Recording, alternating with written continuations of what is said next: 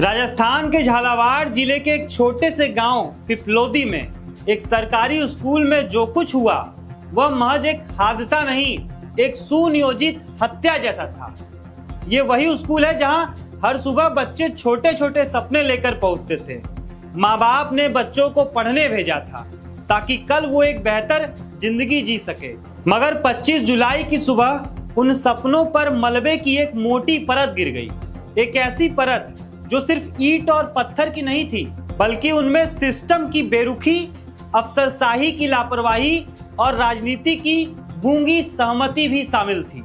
सुबह 8 बजे स्कूल में पढ़ाई चल रही थी, तभी एक पुराना भवन जिसकी हालत पहले से जर्जर थी, अचानक भरभरा कर ढह गया। छत गिरी और साथ में दीवार भी। उस समय कक्षा में 35 बच्चे और एक शिक्षक मौजूद थे। चीख पुकार से पूरा इलाका कांप उठा। बचाओ बचाओ की आवाजें गूंजने लगी। गांव के लोग दौड़ पड़े। स्कूल का बाकी स्टाफ मदद के लिए भागा, लेकिन तब तक बहुत देर हो चुकी थी। 6 मासूम बच्चों और एक शिक्षक की जान चली गई। 28 घायल बच्चों को पास के अस्पताल ले जाया गया, जिनमें से कई की हालत गंभीर बताई जा रही है। कुछ अब भी जिंदगी और मौत के बीच झूल रहे हैं। सवाल यह है कि आखिर ये हुआ कैसे और इसका जिम्मेदार कौन? ग्रामीणों का कहना है कि इस भवन की हालत कई सालों से खराब थी। बरसात में पानी टपकता था, दीवारों में दरारें थी, छत से प्लास्टर झड़ता था। इन सब की शिकायतें कई बार की गई, स्कूल प्रशासन से लेकर शिक्षा विभाग तक, लेकिन हर बार सिर्फ आश्वासन मिला, कार्रवाई नहीं। क्यों? क्योंकि ये गरीब गांव था जहां बच्चों के भविष्य की चिंता करने वाला कोई बड़ा आदमी नहीं था। यहाँ अमीरों के बच्चे नहीं पढ़ते, यहाँ गरीबों के बच्चे पढ़ते हैं। ना कोई मीडिया का कर्मचारी, ना कोई नेता, किसी ने यहाँ ध्यान ही नहीं दिया। और अब जब सब कुछ उजागर हो चुका है, सरकारों के बयान आ रहे हैं, संवेदनाएं जताने वाले, जांच के आदेश देने वाले, इलाज मुफ्त कराने वाले। राजस्थान के शिक्षा मंत्री मदन दिलावर ने कहा कि बच्चों का इलाज सरकारी खर्चे पर होगा और जांच कराई जाएगी। हादसा कैसे हुआ? मुख्यमंत्री भजन लाल शर्मा ने भी दुख जताया, ट्वीट किया और अधिकारियों को निर्देश दिए। मगर सवाल यह है कि क्या इन सब बयानों से उन मासूम जानों की कीमत चुकाई जा सकती है? अब बात करते हैं असली जिम्मेदारी की। इस राज्य में भारतीय जनता पार्टी की सरकार है और ये सरकार सत्ता में आने से पहले शिक्षा, सुरक्षा और सुशासन के बड़े बड़े वादे कर रही थी। मुख्यमंत्री भजन लाल शर्मा ने खुद कई बार सरकारी स्कूलों की हालत सुधारने की बात कही थी, मगर हकीकत यह है कि बजट में शिक्षा को दी जाने वाली राशि लगातार घट रही है। वो जमीनी स्तर तक पहुंचते पहुंचते भ्रष्टाचार में भेंट चढ़ जाती है। पिछली सरकार हो या मौजूदा सरकार, दोनों ही पक्षों ने सिर्फ फाइलों पर काम किया, जमीनी सच्चाई से आंखें मूंद ली। राजस्थान जैसे राज्य में जहां अब भी हजारों सरकारी स्कूल पुराने ढांचों में चल रहे हैं, यह कोई पहला हादसा नहीं है। सवाल यह है कि जब पहले भी ऐसे हादसे हो चुके हैं तो उन्हें सबक क्यों नहीं बनाया जाता?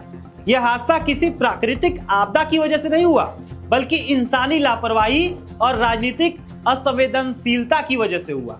और इसकी पूरी जिम्मेदारी राज्य सरकार, जिला प्रशासन और शिक्षा विभाग पर बनती है। जब शिकायतें पहले से थी, जब भवन की हालत जर्जर थी, तब उसकी मरम्मत क्यों नहीं की गई? क्यों नहीं बच्चों को अस्थायी भवन में शिफ्ट किया गया? क्यों नहीं जिम्मेदार अफसरों को समय रहते कार्रवाई के लिए मजबूर किया गया?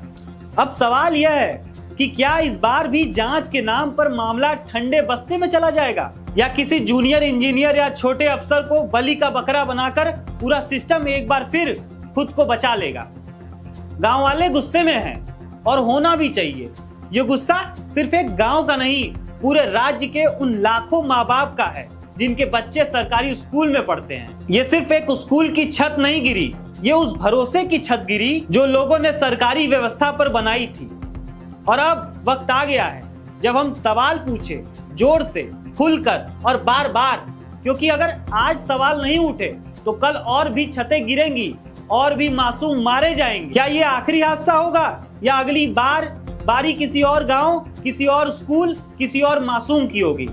राजस्थान के पिपलोदी गांव का यह हादसा सिर्फ एक खबर नहीं है, ये उस लापरवाही की गवाही है जो हमारी आंखों के सामने होती है, मगर हम आंखें मूंद लेते हैं। आज छत स्कूल की गिरी है, कल यह हादसा किसी अस्पताल, किसी पुल, किसी सरकारी इमारत में भी हो सकता है। और हर बार हम 2 मिनट का मौन रखेंगे, ट्वीट करेंगे और फिर भूल जाएंगे। कब तक हम अपने बच्चों को इन जर्जर व्यवस्थाओं के हवाले करते रहेंगे? कब तक हम जांच होगी, सरकारी खर्च पर इलाज होगा, हम दुखी हैं जैसे घिसे पीटे बयान से संतोष करते रहेंगे? कब तक हम हर हादसे के बाद सिस्टम को माफ करते रहेंगे? क्या अब भी वक्त नहीं आया कि हम सवाल पूछें, तेज आवाज में, खुलकर, बार बार? क्या सरकार की जिम्मेदारी सिर्फ ट्वीट तक सीमित रह गई है? क्या शिक्षा विभाग तब तक नहीं जागेगा जब तक हर जिले से एक एक बच्चा बलिदान न हो जाए? क्या हमारे बच्चों की जिंदगी इतनी सस्ती हो गई है कि कोई मंत्री सिर्फ शोक व्यक्त करके बच निकलेगा?